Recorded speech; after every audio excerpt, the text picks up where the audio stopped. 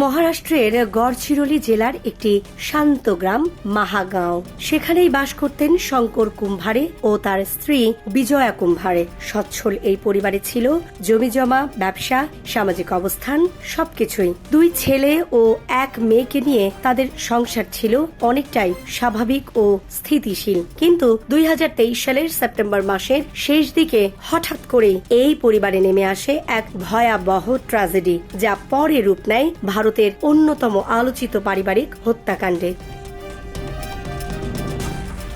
ঘটনার শুরু 22 সেপ্টেম্বর। সেদিন সকালে ঘুম থেকে উঠে শঙ্কর কুম্ভারে অনুভব করেন শরীর ভালো নেই।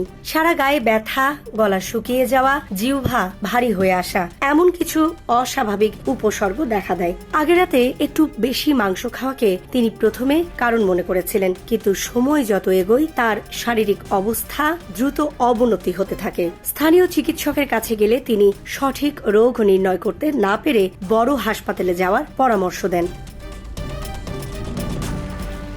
এদিকে দুপুরের মধ্যেই একই ধরনের উপসর্গ দেখা দেয় তার স্ত্রী বিজয়া কুম্ভারের শরীরেও। দুজনকেই দ্রুত হাসপাতালে নেওয়া হয়। প্রথমে স্থানীয় সরকারি হাসপাতালে ভর্তি করা হলেও সেখানে পর্যাপ্ত চিকিৎসা সুবিধা না থাকায় পরিবারের সদস্যরা তাদের চন্দ্রপুরের একটি বেসরকারি হাসপাতালে নিয়ে যান। কয়েকদিন চিকিৎসার পরও অবস্থার উন্নতি না হওয়ায় 25 সেপ্টেম্বর তাদের নিয়ে যাওয়া হয় নাগপুরের কিংসওয়ে হাসপাতালে। সেখানে অভিজ্ঞ চিকিৎসকরা নানা পরীক্ষা নিরীক্ষা করেও রোগের সঠিক কারণ খুঁজে পাননি। ফুড পয়জনিং সন্দেহে অ্যান্টিবায়োটিক দেওয়া হলেও তাতে কোনো কাজ হয়নি, বরং অবস্থার আরো অবনতি হয়। 26 সেপ্টেম্বর মারা যান শঙ্কর কুম্ভারে। ঠিক একদিন পর 27 সেপ্টেম্বর মৃত্যু হয় তার স্ত্রী বিজয়ারও।